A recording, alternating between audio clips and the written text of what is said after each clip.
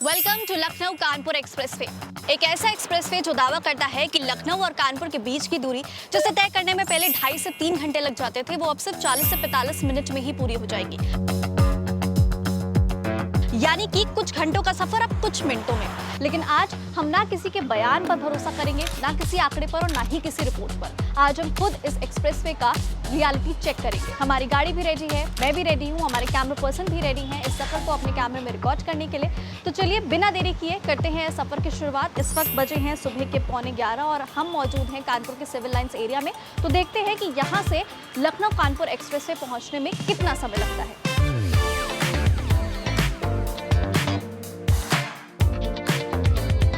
NHAI के मुताबिक इस एक्सप्रेसवे को देश का पहला बैरियर फ्री एक्सप्रेसवे कहा जा रहा है। इसका कारण ये है कि जब आप कानपुर से लखनऊ की तरफ जाते हैं इस एक्सप्रेसवे में तो आपको एक टोल प्लाजा मिलता है, लेकिन लखनऊ से कानपुर की तरफ ट्रैवल करते समय आपको टोल प्लाजा नहीं मिलेगा। जब आप कानपुर में एग्जिट करेंगे तब आपको टोल प्लाजा मिलता है और इस एक्सप्रेसवे पर बीच में कहीं भी कोई टोल प्लाजा नहीं है। तो हम लखनऊ कानपुर एक्सप्रेसवे पर ऑलमोस्ट पहुंच चुके हैं। सामने हमारे टोल प्लाजा है। अब देखते हैं कि टोल प्लाजा पर ये जो पूरा प्रोसेस है इस एक्सप्रेसवे पर एंट्री करने का वो कैसा रहता है, कितनी स्मूथली हम यहाँ से टोल को क्रॉस कर लेते हैं, कितना समय लगता है, वो सब जानते हैं।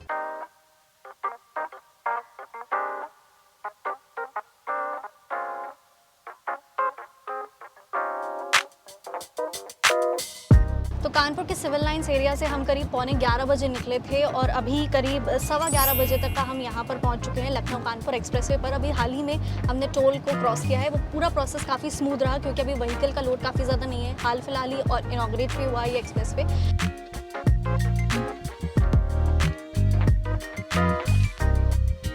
इस वक्त हम खड़े हैं लखनऊ कानपुर एक्सप्रेसवे पर।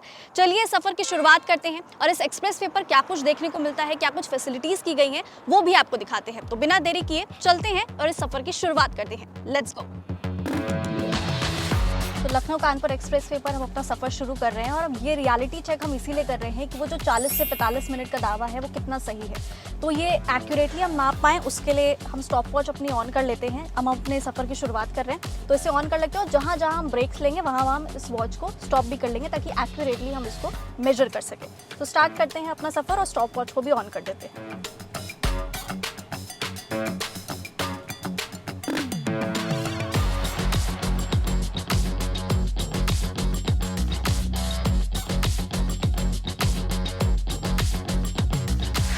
अगर इस एक्सप्रेसवे के कुछ फीचर्स की अगर हम बात कर ले तो NHAI ने लगभग 4700 करोड़ रुपए की लागत से इस एक्सप्रेसवे को बनाया है।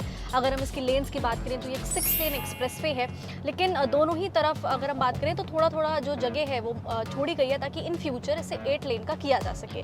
साथ ही अगर बात करें ये एक 63 किलोमीटर लंबा एक्सप्रेसवे है जिसमें से 18 किलोमीटर का जो हिस्सा है वो एलिवेटेड है, ये लखनऊ के साइड में पड़ता है, और जो बाकी का 45 किलोमीटर का हिस्सा है वो ग्रीन फील्ड एरिया है जो उन्नाव साइड में पड़ता है। साथ ही एक्सप्रेसवे लखनऊ के 11, उन्नाव के 32 यानी कि कुल 43 गांवों से होकर के गुजरता है। इसी के साथ अगर हम बात करें कि इस एक्सप्रेसवे पर किस तरीके के व्हीकल्स अलाउड हैं तो यहाँ पर कार, जीप, जो हल्के 4 व्हीलर हैं वो अलाउड हैं, जो भारी वाहन होते हैं जैसे कि ट्रक, डंपर्स वो अलाउड है, लेकिन यहाँ पर किसी भी तरीके के 2 व्हीलर और 3 व्हीलर्स की एंट्री बैन है। तो अगर आप 2 व्हीलर 3 व्हीलर से ट्रैवल कर रहे हैं तो इस एक्सप्रेसवे पर गलती से भी एंट्री मत कीजिएगा क्योंकि फिर आपका चालान भी कट सकता है।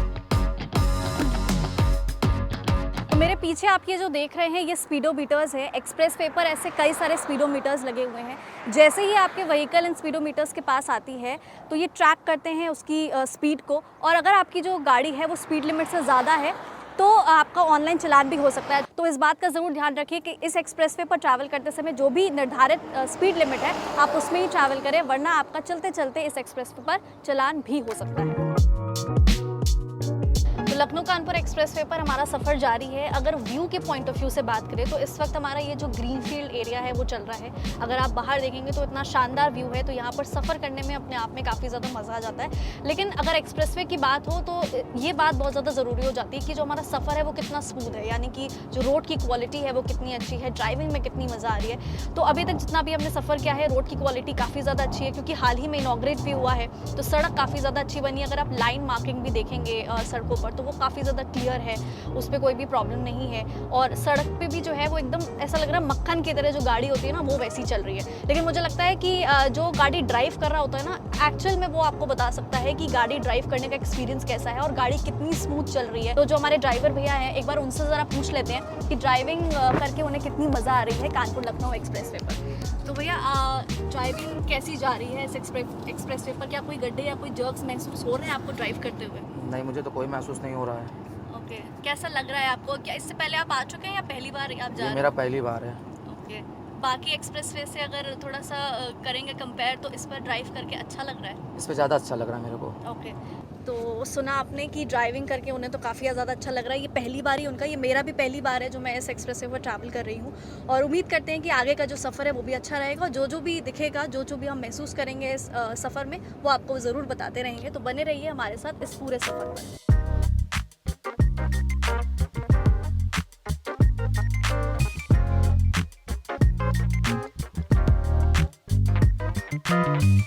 इस एक्सप्रेसवे पर ट्रैवल करते समय अगर कोई भी इमरजेंसी आपके साथ हो जाती है, मान लीजिए कि आपकी गाड़ी पंचर हो जाती है, कोई मेडिकल इमरजेंसी हो जाती है, A to Z मान लीजिए कोई भी इमरजेंसी हो जाती है, तो यहाँ इस एक्सप्रेसवे पर हर कुछ किलोमीटर पर इस तरीके के इमरजेंसी फ़ोन बूथ्स जो हैं वो बनाए गए हैं। अब इस पर क्या लिखा हुआ है मैं आपको पढ़ के बताती हूँ। इमरजेंसी हेल्पलाइन पर कॉल करने के लिए नीचे दिए गए पुश बटन को दबाएं और कॉल लगने का इंतजार करें। आपकी कॉल हमारे निकटतम इमरजेंसी हेल्पलाइन केंद्र पर सुनिश्चित की जाएगी। और इसके साथ ये भी लिखा है कि कृपया पुश बटन को बार बार ना दबाएं, वरना कोई इसमें टेक्निकल जो इशू है वो शायद हो सकता है। तो ये इन्फॉर्मेशन यहाँ पर लिखी है। अगर आपको A to Z कोई भी इमरजेंसी होती है तो इस तरीके के हेल्पलाइन जो बूथ्स हैं वो आपके लिए मौजूद हैं। आप इस पर कॉल कीजिए, आपको जो प्रॉब्लम है उसको सोल्यूशन जो है वो आप तक पहुँचाया जाएगा। शायद माना जा रहा है कि 10 से 15 मिनट पर जो भी आपकी जो प्रॉब्लम है उसको सॉल्व करने की कोशिश की जाएगी। इसी के साथ इस एक्सप्रेसवे पर ट्रैवल करते हुए कुछ सारे ऐसे बोर्ड्स भी लगे हुए हैं, जैसे कि इमरजेंसी हेल्पलाइन नंबर का जिक्र है, 1033 पर आप कॉल कर सकते हैं। अगर आपको पुलिस को कांटेक्ट करना है 112 पे कॉल कर सकते हैं। एम्बुलेंस को अगर आपको बुलाना है मेडिकल इमरजेंसी की कंडीशन में तो 108 पर आप कॉल कर सकते हैं। तो अगर हम सेफ्टी पर्पस की बात करें तो इस एक्सप्रेसवे पर इस तरह की कुछ ऐसी फैसिलिटीज दी गई हैं जिससे कि लोगों को कोई भी तकलीफ ना हो। मैं इस वक्त देश के one of the expensive expressways पर खड़ी हूँ, क्योंकि इस एक्सप्रेसवे पर टोल टैक्स अन्य किसी भी हाईवे और एक्सप्रेसवे से सबसे ज़्यादा है। 63 किलोमीटर की डिस्टेंस अगर आप कार से तय कर रहे हैं तो एक तरफ का आपको 275 रुपये देने होंगे और दोनों तरफ का अगर आप 24 घंटे में वापसी करते हैं तो 415 रुपये। यानी कि अगर हम पर किलोमीटर के अकॉर्डिंग इसको मेजर करते हैं तो करीब करीब 4 रुपये का टोल टैक्स आपको इस एक्सप्रेसवे पर देना होगा। इस एक्सप्रेसवे पर अगर आपको चाय पानी नाश्ते के लिए या फिर वॉशरूम यूज़ करने के लिए कहीं पर भी रुकना है तो उसके लिए फैसिलिटी दी हुई है रेस्ट एंड सर्विस एरिया। आप देख सकते हैं बोर्ड में, वहाँ पर कॉल की फैसिलिटी है, वहाँ पर आप कुछ खाने पीने के लिए, चाय पानी नाश्ते के लिए या फिर आपको रेस्ट करना है थोड़ी देर, उसके लिए रुक सकते हैं। इस तरह की कुछ फैसिलिटीज़ दी हुई हैं। लेकिन अभी अगर हम बात करें लखनऊ कानपुर एक्सप्रेसवे की तो यहाँ पर ऐसा कोई भी एरिया मुझे दिख नहीं रहा है, क्योंकि ये रेस्ट एंड सर्विस एरिया अभी फ़िलहाल ऑपरेशनल नहीं है। अभी 13 जुलाई को ही इस एक्सप्रेसवे का इनॉग्रेशन हुआ है और माना जा रहा है कि अगले 6 महीने में हो सकता है कि ये जो रेस्ट एंड सर्विस एरिया है वो ऑपरेशनल हो जाएगा। तो फिलहाल अभी ऐसी कोई फैसिलिटी नहीं है। तो अगर आप कभी भी इस एक्सप्रेसवे पर ट्रैवल करने की सोच रहे हैं आगे आने वाले कुछ महीनों में, तो ये मेक श्योर कीजिए कि आप अपने साथ पानी और कुछ खाने पीने की चीज़ें ज़रूर लेकर के चलें, क्योंकि अभी फ़िलहाल ये जो रेस्ट एंड सर्विस एरिया है वो इस एक्सप्रेसवे पर ऑपरेशनल नहीं है।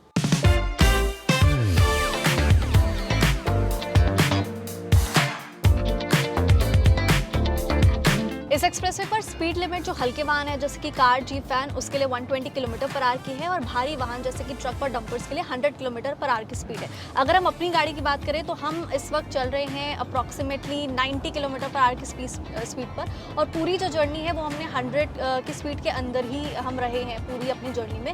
तो इस शानदार से एक्सप्रेसवे पर हम ट्रैवल कर रहे हैं। आप देख रहे हैं जगह जगह पर स्ट्रीट लाइट्स लगी हुई हैं, रिफ्लेक्टर्स लगे हुए हैं, जिससे कि जो भी रात में इस एक्सप्रेसवे पर सफ़र करे विजिबिलिटी प्रॉपर रहे और ड्राइविंग करने में कोई भी दिक्कत ना हो।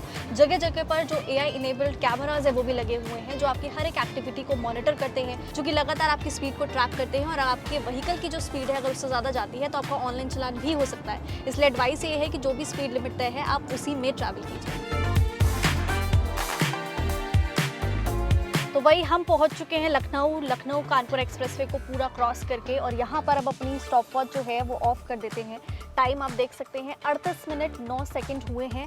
हमने करीब 11:15 बजे अपने सफ़र को शुरू किया था लखनऊ कानपुर एक्सप्रेसवे से, और 38 मिनट हमको लगे हैं। बीच में हमने, मैं आपको बता दूं कि 5-10 मिनट का एक स्टॉप भी लिया था। तो अगर उस हिसाब से देखा जाए तो आधे घंटे के अंदर ही हमने इस सफ़र को अपना पूरा कर लिया है। जिस तरह का दावा किया जा रहा था कि 40 से 45 मिनट लगेंगे, हमने उससे पहले ही ये सफ़र पूरा कर लिया है। अमौसी एयरपोर्ट की बात करें तो यहाँ से जहाँ पे मैं इस वक्त खड़ी हूँ 3 से 4 किलोमीटर ही दूर है यहाँ से अमौसी एयरपोर्ट। साथ ही अगर मैं स्पीड की भी बात करूँ तो इस एक्सप्रेसवे पर जो स्पीड लिमिट है वो 120 की है, 120 किलोमीटर पर आवर की, लेकिन हमारी गाड़ी एक तरह से 100 की स्पीड में ही चल रही थी। उस लिहाज से भी देखें तो हमने काफ़ी जल्दी इस पूरे सफ़र को तय कर लिया है। तो एक तरह से जो दावा किया जा रहा था 40 से 45 मिनट वाला, वो दावा पूरी तरह से पास होता है। ये लखनऊ कानपुर एक्सप्रेसवे उस दावे पर पूरी तरह से खरा उतरता है। तो लखनऊ कानपुर एक्सप्रेसवे के रियलिटी चेक के लिए हम निकले थे। हमने 11:15 बजे अपना सफ़र शुरू किया था इस एक्सप्रेसवे पर और करीब 12 बजे के अंदर ही हम यहाँ पर लखनऊ में पहुँच चुके हैं। हम यहाँ पर मुलाकात कर रहे हैं अपने JMD न्यूज़ चैनल के यूपी ब्यूरो चीफ साबदीन से।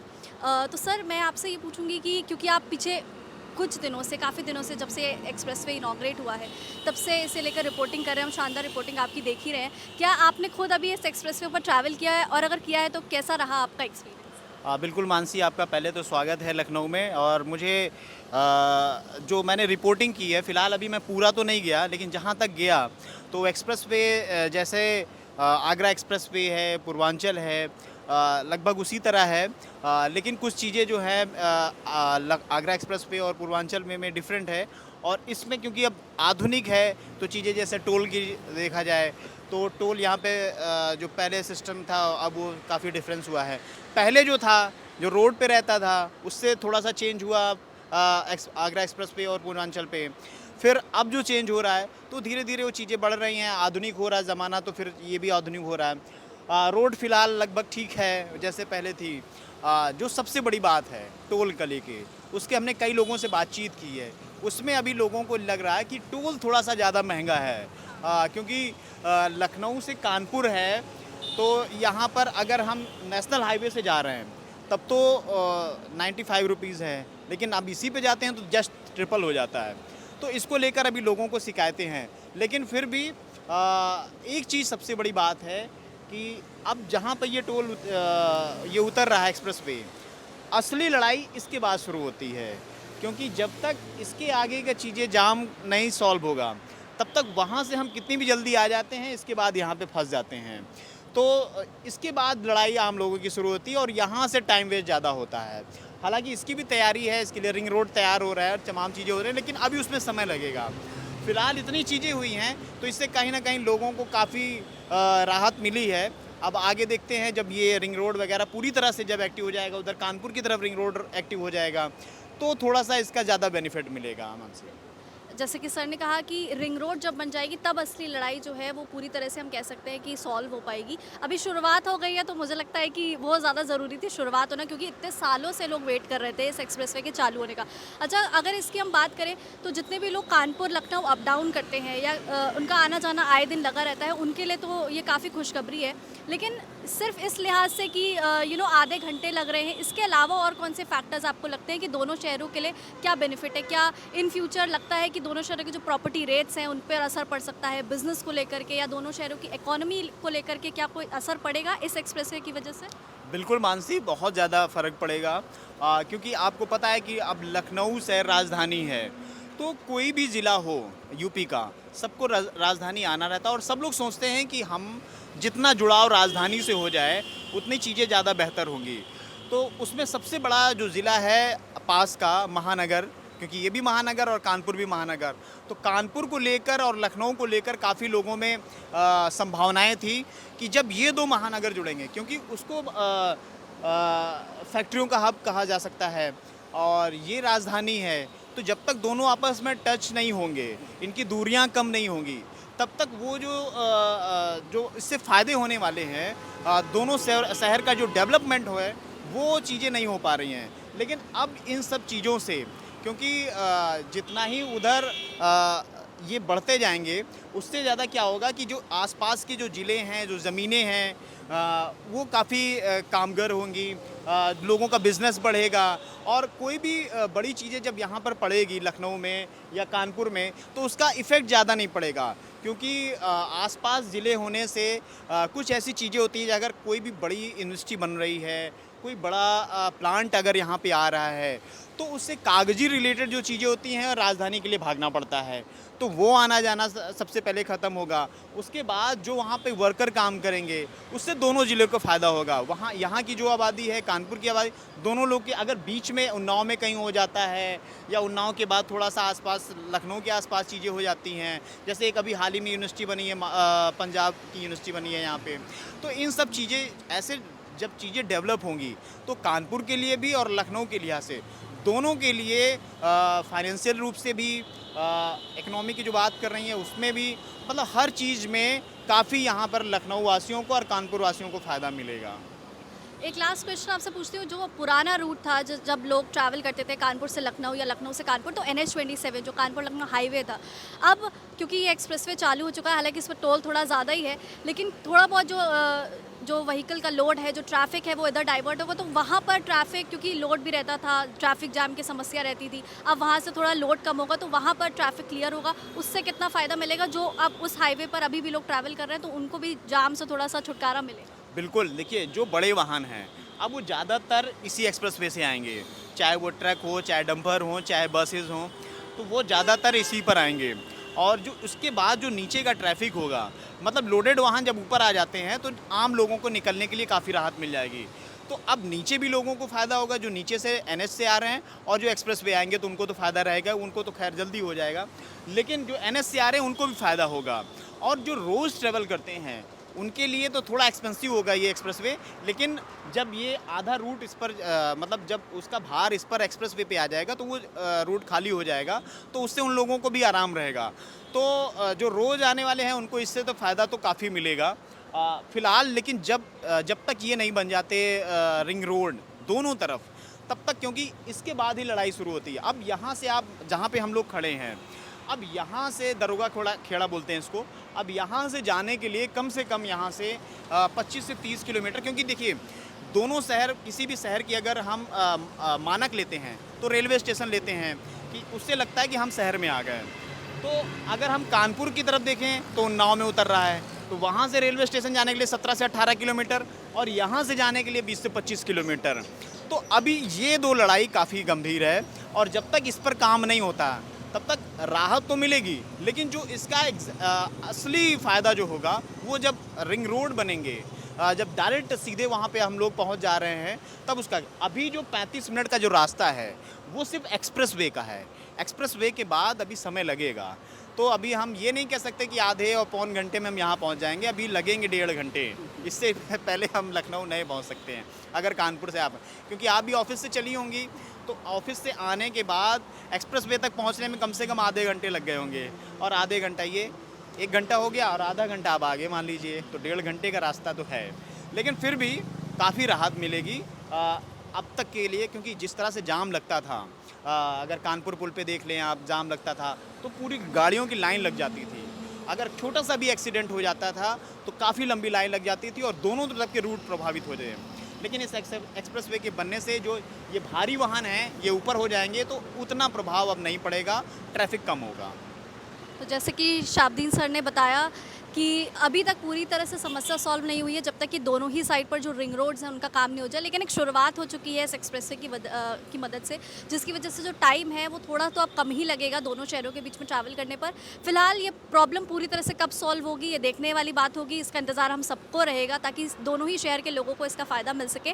फिलहाल इस एक्सप्रेसवे पर हम ट्रैवल करके आ चुके हैं, हमारा सफ़र जो है वो काफ़ी ज़्यादा खूबसूरत रहा, काफ़ी मज़ा आई इस पर ड्राइव करके, और सर ने अभी तक पूरा ट्रैवल नहीं किया है, तो उम्मीद करूँगी कि आप भी जल्द आपको मौका मिले इस पूरे एक्सप्रेसवे पर मैं ट्रैवल जब भी ऑफिस आऊँगा इस बार एक्सप्रेसवे से ही आऊँगा। हम पूछेंगे आपका एक्सपीरियंस कैसा रहा। तो इस वक्त हम लखनऊ कानपुर एक्सप्रेसवे पर हैं और हमारे साथ आप देख सकते हैं कुछ पुलिस वाले भी हैं जो लगातार अपनी ड्यूटी कर रहे हैं इस एक्सप्रेसवे पर, लेकिन उनकी यहाँ पर इस एक्सप्रेसवे पर क्या ड्यूटी है, वो किस तरह की रिस्पॉन्सिबिलिटीज़ निभा रहे हैं, उन्हें किस तरह के चैलेंजेस को फेस करना पड़ रहा है, एक बार उनसे बात करते हैं और उनसे जानते हैं कि आखिरकार वो दिन पर दिन इन सारी चैलेंजेस को कैसे फेस कर रहे हैं इस एक्सप्रेसवे पर और किस तरह के रोल वो प्ले कर रहे हैं यहाँ पर। यहाँ पर जो होता है स्पेशली अभी ये नया एक्सप्रेसवे बना हुआ लखनऊ कानपुर एक्सप्रेसवे, और इस पर अभी हालिया ही मतलब इसमें मूवमेंट चालू हुआ है। तो पिछले करीब 4-5 दिनों से मतलब हमारे ऑफिसर्स लोगों को ये जानकारी प्राप्त हो रही थी कि ज़्यादातर यहाँ पे एक्सीडेंट्स हो रहे हैं, और अभी यहाँ जहाँ से स्टार्ट हो रहा है ये एक्सप्रेसवे वहाँ पे 2-3 साइनेज लगे हुए हैं कि 2 व्हीलर 3 व्हीलर्स जो होता है इस पे प्रतिबंधित है इस एक्सप्रेसवे पर। फिर भी कुछ लोग जाने अनजाने इसको मतलब लेके जा रहे हैं आगे। जब वो आगे तक पहुँच जाते हैं तो बीच रास्ते पे ही जब उन्हें पता चलता है कि आगे उनके लिए प्रोहिबिटेड है, तो वे लोग दोबारा यू टर्न लेते हैं, रॉन्ग साइड लेकर आते हैं, जिसकी वजह से यहाँ पे एक्सीडेंट्स हो रहे हैं। तो इसी को अवेयर करने के लिए वो इन्फोर्समेंट की भी कार्रवाई यहाँ पर की जा रही है। जो रॉन्ग साइड वाहन आ रहे हैं उनका चालान किया जा रहा है।